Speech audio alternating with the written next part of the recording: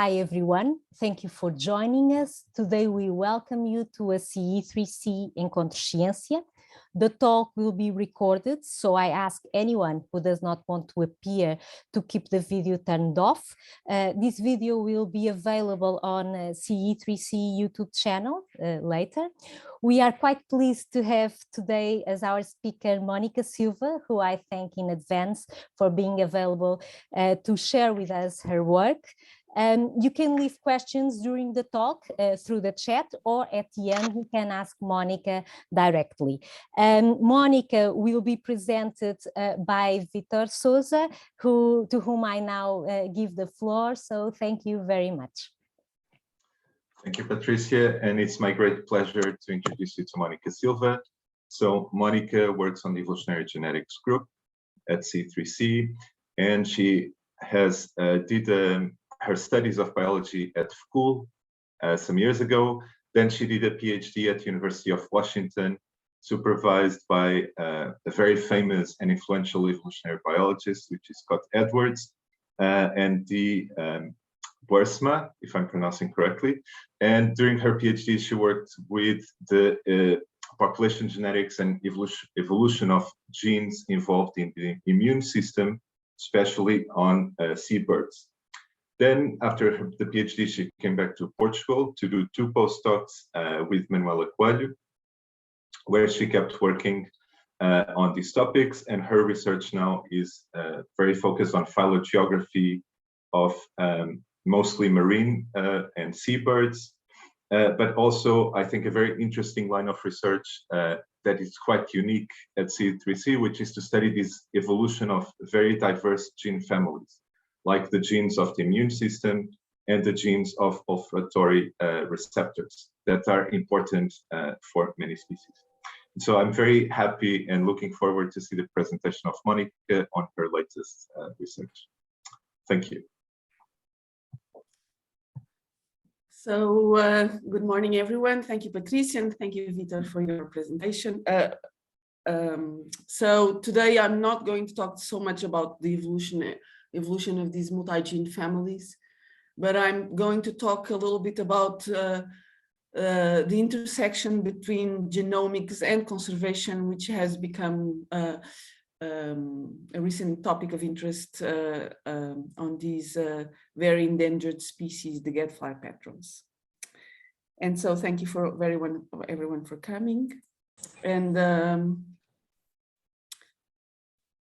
so let's see. Okay, so this is a brief outline of this talk. So first I'll give Mónica, we cannot see your presentation. Oh. Okay.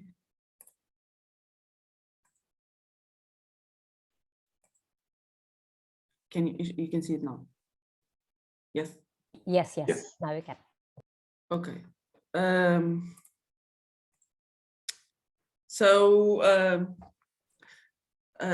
this is a brief outline of my presentation today. So I'll start by giving you a brief introduction to the petrels and to the gadfly petrels, so the seabird group that I've been working with. Then I'll go on to tell you a little bit about the project that we're currently carrying on the endemic Madeira and gadfly petrels. And then finally, I'll talk a little bit about the inbreeding in the critically endangered Bermuda petrel. So the petrels all belong to the order procellariiforms, and as you can see by these pictures, they all come into different shapes and forms and sizes, from the little storm petrels of only a few centimeters to the large albatrosses. They are all very pelagic. They occur in all oceans of the world, in deep waters, and they only come to land to breed. So despite being so different in shape and form, they actually share, these petrels or the procellariiforms share quite a few life history traits. So they are usually they live very, they have a high longevity, they have a late maturity, and they lay a single egg per year, and they don't relay if they lose that single egg. They are, so as I told you, they are mostly pelagic species. They're very highly mobile, they fly very well, and they spend most of their time at sea, the high seas. So they come to land only during the breeding stage, which is usually long. Albatrosses can breed for over a year. The smaller species take 6 to 8 months to breed. They are colonial, and their populations can be extremely large. During their breeding stage, they behave like central place foragers, meaning that when they're breeding, they travel long distances between their foraging grounds in the high seas, and then back to the colonies where they have to attend the egg and feed the chick. They all of them tend to be highly philopatric, so they tend to come back and nest on the islands where they fledged from. And particularly the gadfly petrels tend to be single island endemics. So since we're talking a little bit about conservation, I just wanted to show you that all these species, and particularly all these petrel species, share quite a few conservation threats to their existence. And here I'm showing you a figure from Maria Dia's recent paper. And here we have the penguins and cormorants, but which are not petrels. But we also have the albatrosses, the gadfly petrels, the medium-sized petrels, and then the little ones, the storm petrels. And you can see that one of the most important threats to their survival is the introduction. So they breed on these oceanic islands, and one of the main threats is the introduction of predators to these islands, namely rats and cats, which basically eat a lot of these petrels. They are, most of them are burrow nesters, the smaller species, and so they just get nailed by these invasive species. There's also a few marine threats, including bycatch, overfishing, and pollution.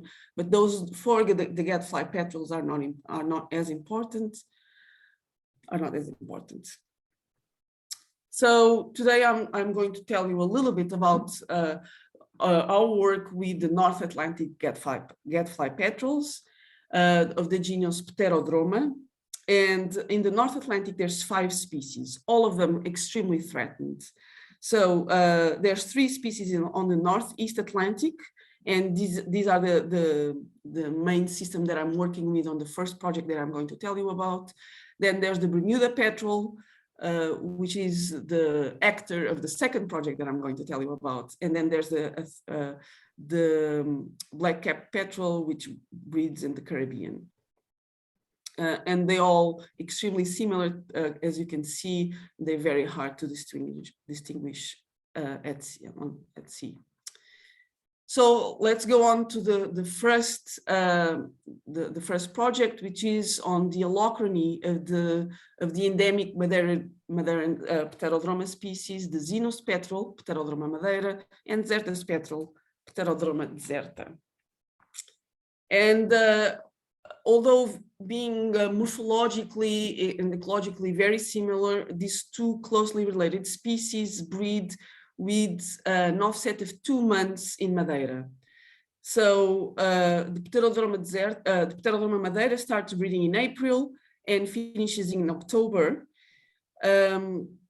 whereas the Pterodroma Deserta, which breeds in Bugio, so the Pterodroma Madeira, breeds on the highlands of Ilha da Madeira, and the Pterodroma Deserta breeds on the Deserta's island, which is about 40 kilometers away from the Ilha da Madeira, and they start breeding in June and finish breeding in December. So there's basically an offset of 2 months. And in fact, those colonies are so close to each other, so that they're nearly symmetric. So I'm standing here in Bugio, and you can see from Bugio, you can see the island of Madeira, where Pterodroma Madeira breeds. So, and I'm standing where the Pterodroma Deserta breeds. And so the first question is about allochrony, and allochrony, or these synchronous breeding times, has been pointed as one of the main mechanisms implicated in scenarios of sympatric speciation, which can lead to reproductive isolation and eventual speciation. And so divergence in breeding times may actually function as like a sort of a magic trait, facilitating the speciation between taxa living in the same place by coupling the ecological divergence of these species with the reproductive isolation because there's going to be assortative mating by time. So they don't meet because one of the species is starting to breed, the other one is still not there. So basically our question has to do with the role of allochrony in the evolution of these two closely related species. So we are going to take a phylogenomic approach, and basically we're going to investigate what is the evolutionary history of the three Northeast Atlantic gadfly petrels.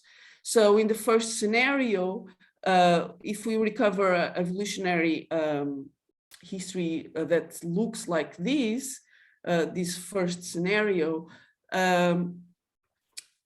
basically what this would suggest is that the ancestral of the two Madeiran species actually colonized Madeira, and then there was the two taxa speciated in Madeira. And according to that scenario, the allochrony may actually be leading to be helping the speciation of these two species in the region. If we, however, we recover an evolutionary history like the one here shown in number 2, that would mean that the ancestral of the two Cape Verde and Madeira taxa evolved and speciated allopatrically from the one from Madeira, and then the Pterodroma Deserta, basically there was a secondary colonization of the region of Madeira again. In which case the allochrony seen between the two taxa, the two Madeiran taxa, is just reinforcing lineage divergence, but it wasn't involved in the origin, in the initial divergence of the two Madeiran taxa. So in order to carry on this phylogenomics approach, we are surveying single nucleotide polymorphisms in following a DD-RAD approach. Basically, what this means is that we digested the genomic DNA for all the individuals, and then we with restriction enzymes, and then following an high throughput sequencing approach, we basically build these libraries and sequence the DNA that is basically linked to these restriction sites. And we do that for all the individuals. And it's our hope that these red tags, which have the polymorphisms that we'll be surveying, are evenly distributed on the genome, and that's usually the case. And so basically these SNPs will be representative of the variation genome-wide.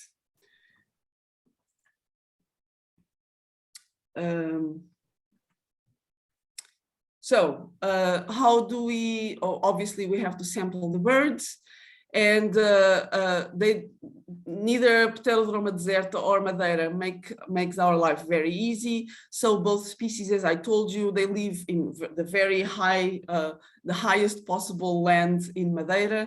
So Pterodroma, so this is the top, what I'm showing you here is Bugio. It's one of the islands of Desertas, and it's the only place where Pterodroma deserta breeds. And this is the top, it's 400 meters, it's a planalt, 400 meters high, and basically we have to climb all the way. It's a very steep climb all the way to the top, and then the birds breed in these little burrows in this area where you can see. So the Pterodroma Madeira is even worse. So once thought that they were probably bred throughout the Madeira, but basically the human arrival and all the alien species that humans brought to Madeira have been pushing the birds to breed on the high tops of Madeira. And as you can see here, this is the Pico do Arieiro, and there's some areas here in green, which is this small, very not wide at all platforms where the species breed. And here on the right, I don't know if you can see, it's actually one of the wardens following a rope, following a little path that it leads to the breeding areas of the Pterodroma Madeira. And so, as you can imagine, I suddenly saw myself doing things that I never thought I would do in order to sample these birds. And here we have to work, we always tied to some ropes because the platforms are very narrow. And if you're not careful, you can just fall many meters down. And so, but it's very rewarding once you get there to actually work with the adults. Here's the Pterodroma Madeira and the chicks. So we have to go there a few times to the breeding areas to control the breeding success of the species and to sample them. Also on a offset of a spin-off, let's say, of this project, we also got in a collaboration. Of course, we needed to for our phylogenomic analysis, we also needed samples from the Cape Verde. And in the Cape Verde, there's two researchers from the University of Barcelona who we are collaborating with. They're doing a lot of ecological work with the species, and they're interested to know what is the population genetics of the species or genomics of the species in the Cape Verde. Namely, if there's the species actually, they breed in 4 of the islands of the main islands of Cape Verde. And Jacob and Teresa are interested to know whether there's gene flow between the islands or whether they are very isolated populations. So this is also one of the goals of this project. So moving on to the second part of this project, which is not so much as isolation by time, it's now the adaptation by time. So from an ecological standpoint, interspecific competition may be particularly intense among closely related species that breed sympatrically at high densities, and particularly if they're sharing limited food resources. And so this competition may be reduced if species specialize in different diets, or if they have different foraging distributions, or if species actually show differences in the timing of their breeding activities. And so allochrony in this case, in the breeding times between these two Madeiran petrels, can reduce the competition, interspecific competition. Probably this competition nowadays is not very important because there's only hundreds of individuals of each species. But you can think that before, many thousands of years ago, both species probably had, I don't know, hundreds of thousands of individuals, in which case interspecific competition could be an important drive for behaviors to appear and be maintained. And so this breeding asynchrony between the two species can reduce that interspecific competition by offsetting the periods of high food demand at the nest. So, which is in the case of this species is this chick stage. So when they're feeding the chick, they have high food demand at the nests, and the allochrony may be offsetting those two, the chick period between the two species. So one of our questions is to find out whether there's evidence of niche specialization between the two Pterodroma species breeding in Madeira, and whether they adapt in locally through either the where they go forage or what they eat, and whether that adaptation is maintaining the breeding asynchrony and contributing to the species divergence. Because otherwise, why, if there's a decrease in competition, maybe you'd expect, and if they are ecologically similar, you might expect them to basically start breeding at or converge on the breeding times. So in order to study the foraging distribution of these species, we basically use these in collaboration. This was actually done in collaboration with the teams of José Pedro Granadeiro and Paulo Catri. And basically what they do, and they've been doing for a few years now, is deploying these little nano GPS tags that they attach to the tail feathers of the birds with tape. And basically, in this project, we followed a few more birds to confirm what Paulo and Zé Pedro already knew, which is that the birds from Desertas, particularly during incubation, they do these amazing transatlantic trips. So during incubation, while one of the mates is incubating the egg, the other one takes off and basically crosses the Atlantic and goes almost to the Grand Banks of Canada to feed. And then in trips that can take almost 10 to 12 days. So, it's amazing journeys of over 10,000 kilometers. And then they come back to the colony and replace the mate, which then takes its turn to go forage. So within this project, we also got this new data. We didn't know where they were feeding, but we deployed some tags in the endangered Pterodroma Madeira. And not surprisingly, although they are slightly smaller than Pterodroma Deserta, they also do these amazing journeys that we saw Pterodroma Deserta doing. It looks like they might be going slightly more to the north and slightly shorter trips, but still quite amazing for birds that weigh 250 grams. So these are the foraging distribution of the birds. And now, of course, we also wanting to know what they eat, because there was no information about that. And for that, basically, we're using a diet. We're looking at the diet with using meta-barcoding, with a meta-barcoding approach, using non-invasive samples. And these non-invasive samples mean that we are collecting poop samples and some vomit samples, because the birds regurgitate when they handled. And so we collected both those two types of samples to study their diet. And basically what we do once we have those samples is we extract the DNA and guided somehow by some preliminary studies with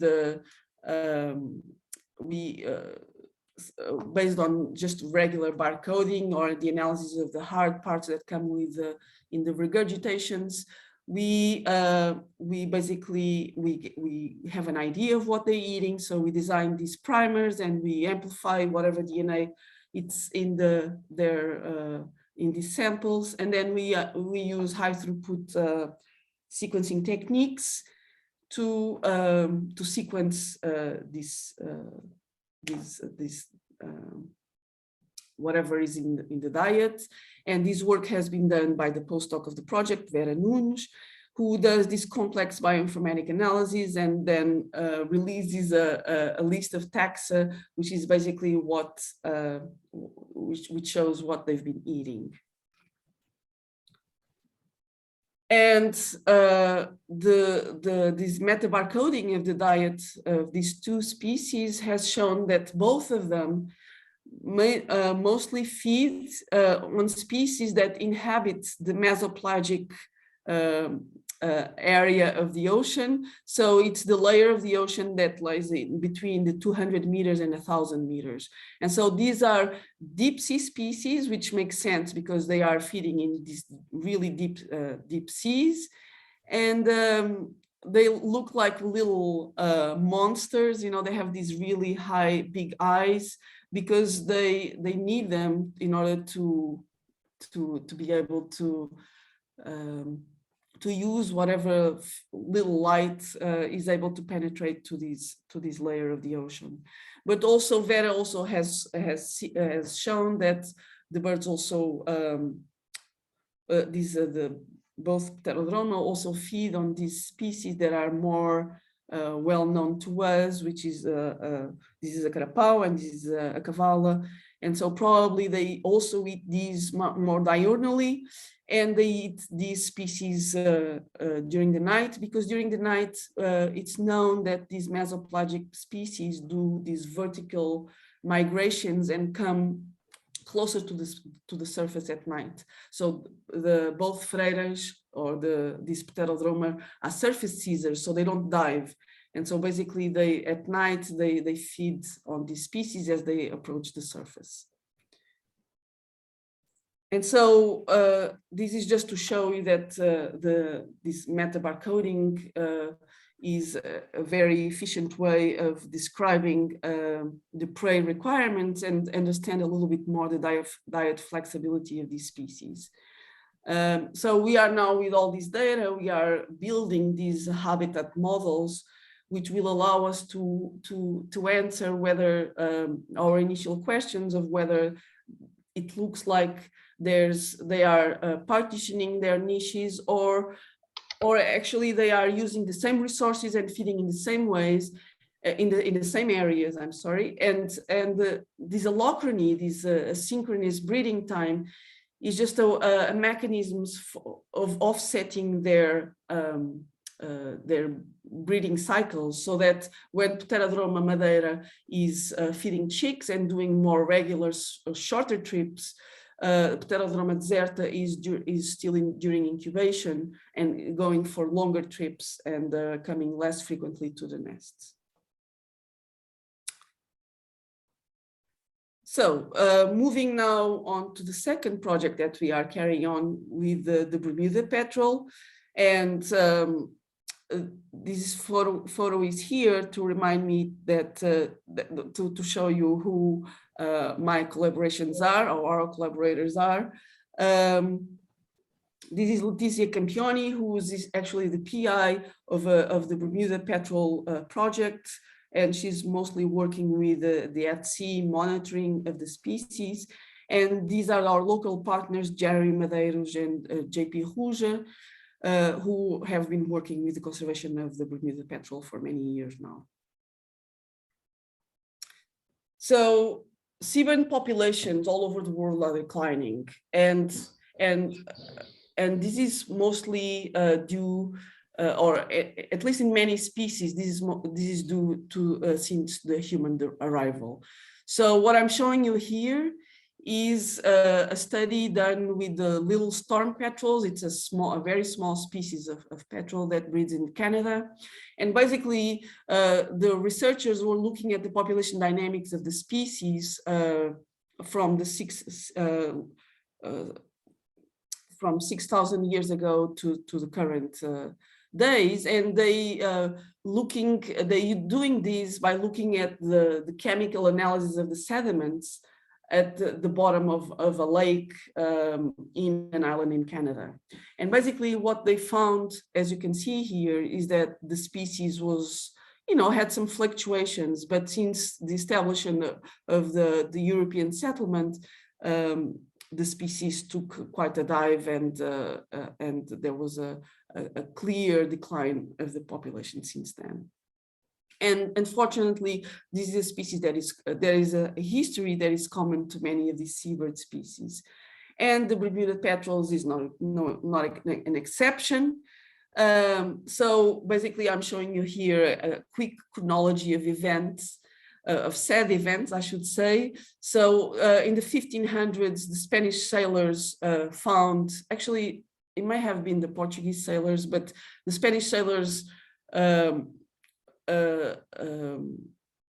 say that they were the ones who found Bermuda. And when they got there, they introduced pigs, and it was a common thing for the sailors to do back then. Portuguese did that also in other islands of the world. And basically the pigs are very bad because they dig petrels out of their burrows and basically destroy burrows and eat eggs and chicks. And so by then the Bermuda petrel population was estimated to be about 500,000 pairs, but this is all historical records. By the 17th century, the English settlers arrive, and with them came also mice and rats. And by then, the Bermuda petrel started dwindling, and the population was confirmed only on the small offshore islets of Bermuda, of the archipelago of Bermuda.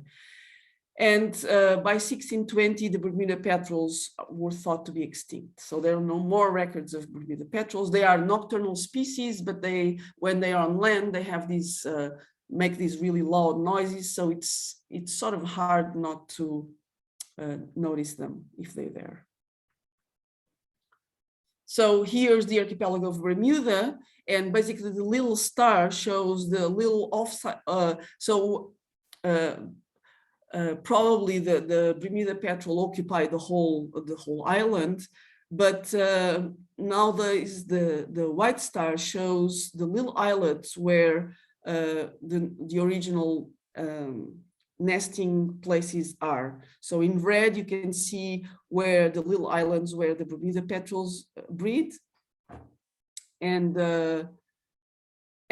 just to show you, this is Nonsuch Island, and it's an island that is becoming very important in the history of the species. So the chronology of more recent events now. So by 1951, so if you remember, by the 1620s, there were the species was thought to be extinct. And in 1951, there were 15 pairs of Bermuda petrel that were rediscovered on these little islands. And David Wingate in 1960 started an amazing conservation and recovery program, which included the building of nests and basically addressing some of the current threats to the species. And so by 1962, there were 18 breeding pairs, and David Wingate by 1962 started the restoration of a very important island, because it's a much higher island and was completely destroyed. And he initially started the restoration of the island, hoping that would become a new colony for the Bermuda petrel. In 2000, Jeremy Medeiros took over as a conservation officer because David Wingate retired. And since 2004, Jeremy Medeiros starting an amazing translocation program, taking little, almost fledged chicks to Nonsuch Island to create a new colony for the Bermuda petrel, which is much larger and has more soil for the birds to actually build their nests. So this is it's very interesting. This is by 1963. This is how the Nonsuch Island looked like before David Wingate started the restoration of the island by planting seeds that were of plants that were originally part of the endemic flora of Bermuda. And just to show you that after these 40 years later, this is how Nonsuch Island looks like. And there's lots of soil and lots of the island is much higher, and so it's much better to for the birds to breathe in. And so with this amazing conservation project of David Wingate and Jeremy Medeiros, the Bermuda petrel population has been increasing and is now nowadays over 120 couples. So unfortunately, there's still quite a few, sorry, I'm just looking at the time. So there's many threats remain to the Bermuda petrel population, including the erosion and flooding over the original nesting islands by hurricane activity, which is increasing with climate change. So this is just to show you, it's one of the islands where it's Green Island. It's one of the islands where they actually breed, and you can see there's no soil. And so it's very hard for the birds to actually dig their nests. One of the main threats is the predation by invasive rats, which actually swim to the islands and eat eggs and chicks. As I said, there's not enough nest burrows or rock crevices for the birds to build their nest. And so one of the main things that Jeremy Medeiros and David Wingate did was they hollowed this cement to these islands, and they basically build artificial nests made of cement so that they are hurricane proof, so that the Bermuda petrels can actually have burrows to nest in.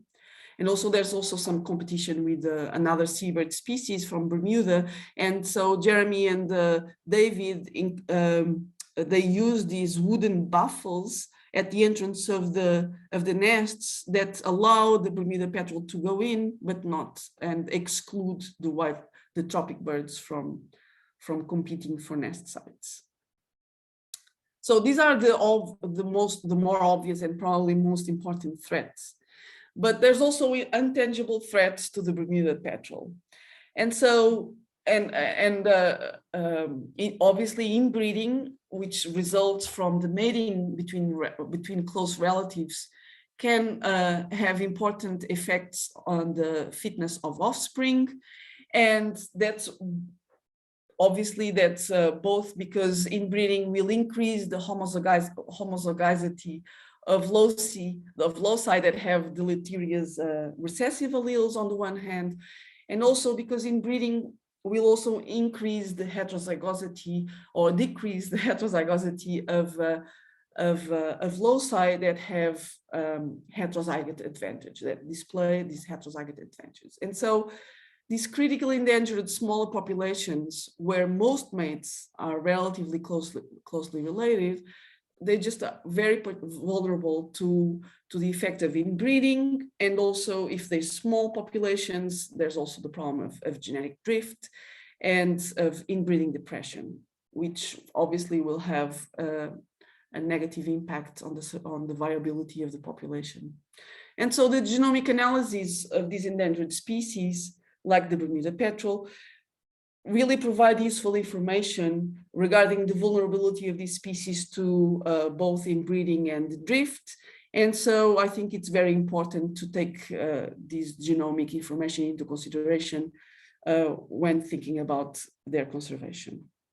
And so in collaboration with the local partners, we've been developing a conservation genomics project, which actually became Rita Afonso's master's thesis project, and which had among its goals to characterize the neutral and adaptive genetic diversity of the Bermuda petrel, which, as you could see from the chronology of events, underwent a very fast bottleneck, and in its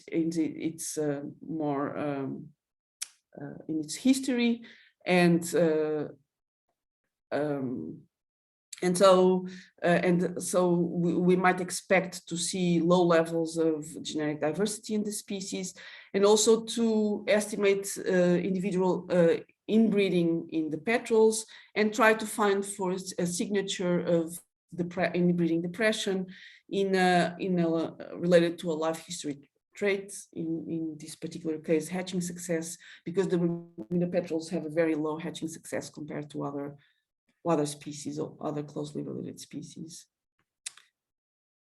And so in order to do that, we basically went along the different islands where the Bermuda petrel lives, breeds with Jeremy Medeiros, and basically we were able to collect samples from almost a quarter of the population. Actually, almost half of the population. We collected over 100 samples. And Rita Afonso basically followed the same approach that I've told you before. So she surveyed single nucleotide polymorphisms in these red tags, dispersed hopefully throughout the genome, and to answer some of the goals that I've told you already. And I'm not going to go into many details because Rita will be defending her thesis next week, and so I'll let her tell you all about it. But just to give you a little hint of what she found. So basically with the SNP data, Rita used an estimator for the inbreeding, and she estimated the inbreeding for the 104 individuals that we sampled. And maybe a little bit to our surprise, she found that she didn't find very high levels of inbreeding in the Bermuda population, or at least in the sampled individuals, although she did find that a few individuals have inbreeding levels that one might expect in offspring from resulting from siblings mating, or offspring resulting from cousins mating. And so a few of the individuals have apparently high levels of inbreeding, and this was confirmed by field data. So Jeremy Medeiros, who follows the population very closely, knew that there were a few individuals that were resulting from mates between males and brothers and sisters and cousins. And so why is this useful? Well, one of the ways that this information that Rita has found might be useful is helping Jeremy Medeiros taking informed decisions regarding the translocation program that he's carrying on. So basically, I've told you that Jeremy started a translocation program taking almost fledged chicks from the little islets where they currently breed, such as Horn Island here, and he's taking them to Nonsuch Island, which is now fully forested, and it's much higher and it's much more resilient to hurricane damage. And there he started 2 colonies of these of Bermuda petrel so far. And because the birds, don't forget that the birds are highly philopatric, so they tend to go back to the island where they fledged from. And so basically what we can help Jeremy decide which chicks actually can be taken from which pairs so tend to mate for many years. They don't necessarily mate for life, but almost. And so we basically can help Jeremy decide which chicks he should translocate to Nonsuch, so that he's not translocating closely related birds, because they'll tend to go back to the island where they fledged from to breed. And so in conclusion, I hope that I've convinced you that particularly because with the latest developments on these new sequencing techniques, the genomics can really, these genomic approaches can be very important. It can give us an important tool, can be used as important tools in conservation. And of course, I have to acknowledge lots of people, namely all the researchers that are part of the Madeiran project, and also Jacob Solis and Teresa Militão from the work with the Cape Verde Pterodroma species. And then a lot of researchers that were not originally on the project team, but have been with me to the field and been very helpful. Maria, Ben, and Teresa, and also the Bermuda projects team, of course, Leticia, Jeremy, and JP Ruja. And I think with that, I'll finish my talk. And thank you very much for listening. So thank you very much, Mónica. So now we have some time for discussion and questions. So I don't know who wants to start and ask something about this project. Can I ask a question? Oh, sorry. Yes. Go ahead, Patricia. No, I don't know how to raise my hand. Okay, it's here, raise hand. Sorry. No, but Patricia did it first, so Patricia, go ahead. Oh, I don't mind. Is it me? Yes. Yeah, I think, yeah. I was still trying to find where to raise my hand and failed, obviously. Sorry. Also, I'm sure Maria's question would be much more sort of an expert's point of view. I'm coming in from like a very little informed, and I have two questions, both about the first project, if I may, Mónica. One has to do with, you were giving a lot of attention to the fact that these birds don't overlap by 2 months in their breeding period, okay? And to my impression, maybe not enough attention to the fact that they don't breed in the same place. So there's also sort of this difference in geography. So why, because you said that one of them, the one that breeds in the Deserta, is exclusive to there, right? So why did you dismiss the space first in detriment of the time argument would be my first question. Maybe I ask both and then you can, what do you prefer? So yes, ask both. Yes. Okay, and the second question has to do with being puzzled how these birds that don't dive are eating deep sea fishes. So I was wondering to what extent can you distinguish from this type of data that they're eating live versus dead fish, meaning essentially deep sea fish die and then bits come afloat and they surface, eat that, yes. or they eat fish that eat fish. See what I mean? So that in fact, you're seeing the stomachal contents of some fish that ate the deep sea fish and then they ate that fish. That's not too confusing. Yeah. Yeah, so basically what you're saying is that they're not fully sympatric, and they are not, in fact. Although if you take into consideration the fact that they fly, you know, they fly throughout the North Atlantic Ocean, I mean, maybe these 40 kilometers are not, you know, I would think that they're not fully sympatric, but they do breed very close by. As you can see by this picture, they, you know, you can see one breeding place from the other. So, but I don't dispute that they could, but they just won't. They right? don't. Yeah. Yeah, it's true. And so in that sense, they're not fully sympatric, they're parapatric, right? And so,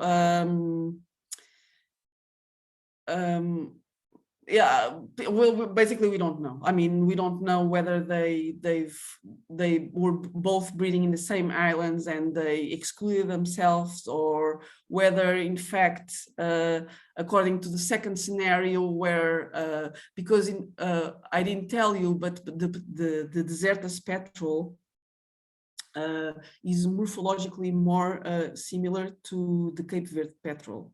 Okay, and so it does look like the scenario where there was a second colonization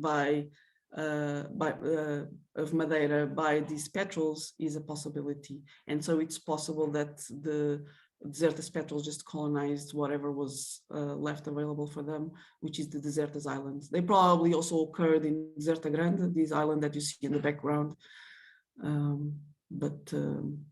yeah, but I mean, there's nothing, I'm not really answering your question. I don't think there's anything on these islands that somehow would justify the fact that they breed with two months apart. yeah. But there might be, and something to do with the nesting habitat that we haven't looked at. Basically, because also, I mean, particularly the Pterodroma Madeira, I mean, it probably bred everywhere in the before Madeira, before the human arrival, and so yeah, it's hard to know or to think of reasons why the original characteristics of the islands somehow, because they're so different now, that somehow are related to the offset they have. So regarding the second question, your second question, when they regurgitate, it's true that these metabarcoding analyses are so fine that we could be sampling the diet of their diet, basically but when they regurgitate, we actually see if they're very fresh sometimes, and so from the samples, the regurgitation samples, you can actually see the fish. You know, you see full fish. They're not fully digested yet, so you can see that the species are there, and so there's no questions that they're eating the deep sea fish. Now it's actually something that people don't really know, and how, because these birds are surface caesars. I mean, they do not dive, and so it's strange that I mean, obviously it's known that these mesopelagic fish and the squid, they all they do these vertical migrations, and they come towards the surface at night, maybe even pushed by their predators, tunas and dolphins and whales. And so somehow they become, I mean, it's a huge biomass. These mesopelagic fish are probably the highest biomass of the entire ocean. And so it just, by sheer number, they just become available for the species. So now we have Maria and Vitor. Maria, maybe you can start. Me? Or... Oh, Vitor, it's up to you. No, it can be, okay. So maybe I will ask a question I had that is related with this last one about the diet. And I was just wondering if the diet, if you found differences between the two species in their diet, and if that could be also related with the allochrony. I don't know if there's some fish species that is more frequent in a given time of the year than others, and if you find differences in the diet, and if that could explain also this allochrony. Right. So basically, it could be two things, right? Or they could be foraging in different places, or they could be eating different things, or they're doing all the same, but the offset is somehow a mechanism to reduce the competition. So regarding the diet, unfortunately, well, first, there's not much known about the availability of these mesopelagic fish. I mean, they're very important, and yet they're very poorly known. So it's not clear whether the two species are somehow adapting locally to pulses of availability of the trophic resources. Okay, so you don't find a difference in the diet when you look at this? No, I mean, it's not known if there is, but it was very hard to actually sample the Pterodroma Madeira, and so there's not a lot of information on the diet, but they look like they eating the same thing. So they both eating deep sea fishes and squid and stuff. However, we also okay, so I missed that. So you did this metabarcoding only to the Deserta one? Or? Mostly, no, to both species, but we have much more information to the Deserta petrel. Okay. We also did, I didn't show you, but we also did some stable isotopes of analyses of their of the profiling of their blood, and while they're breathing, and it looks like, and that's sort of a proxy for you know, the resources and the trophic resources that they're relying on while they're breeding. And there were significant differences between the two species. So even though the diets, they seem to be relying on the same diet and going to the same areas, I mean, we need to do a more detailed analysis. It looks like from those two types of information, it looks like they're doing the same things and relying on the same resources. But the stable isotope analysis suggests that there might be slight differences between the two. So we are now bringing all that information together to build better models to understand whether what's going on. So it's, sorry, just to be sure, so it's still possible yes, that the allochrony is related with the diet? Yes. Oh, yeah. Possible, but not like, well, it's hard. I mean, from the diet analysis, it looks like they're eating the same things. And in each case, allochrony is probably not related to it, but from the stable isotope analysis, there's a suggestion that they're doing slightly different things, in which case, yes, allochrony is. Yeah, okay. So, yeah, Maria. it's clear, thanks. Okay, thanks. And thanks, Mónica. It was a really nice presentation, really nice species. My question, and well, I have two, but the second one, maybe I can ask you later because we are getting short in time, and it's maybe a bit a silly question about genetics and inbreeding, but I can ask you later, so I don't have to reveal my ignorance in front of everybody. But no, but you can, regarding my first question, you can watch Rita's defense next week. Oh, I will, and maybe I will learn. No, it's about the inbreeding idea of, you know, when species go through a very kind of narrow bottleneck, and because we learned that idea that the species is kind of, it's impossible to recover a species that goes through such a narrow bottleneck, but the reality is that we are doing that a lot. But anyway, my question that was more linked to your presentation and the idea of a possible competition between the species, knowing that in fact they have these vast areas of the ocean. I mean, the foraging site of this species is almost the entire North Atlantic during incubation. Maybe not so during other phases of the breeding, like when they have to bring food for the chicks that they are much more limited in time. So have you considered kind of studying the movements and the foraging areas of the species, of the two species during other phases where they could in fact compete more because they are more limited in space? That was my question.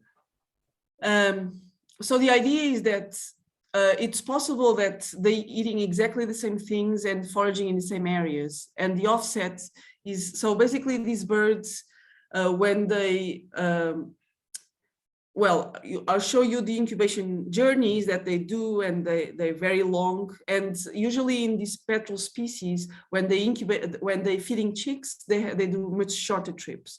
And so basically the GPS data will only allows us to look at the incubation journeys, but we have other data based on GLSs, which will allow us to look where one species was, where Pterodroma Madeira adults were feeding while tending their chicks when the Pterodroma Deserta is incubating their eggs. So basically, we want to look at the location of the two species at the same calendar dates to see whether the allochrony is actually offsetting, is basically, that's the mechanism by which the competition is reduced, because when one species is doing these really long journeys in the Atlantic, the North Atlantic, the other one is doing much shorter trips to feed their chicks. And so they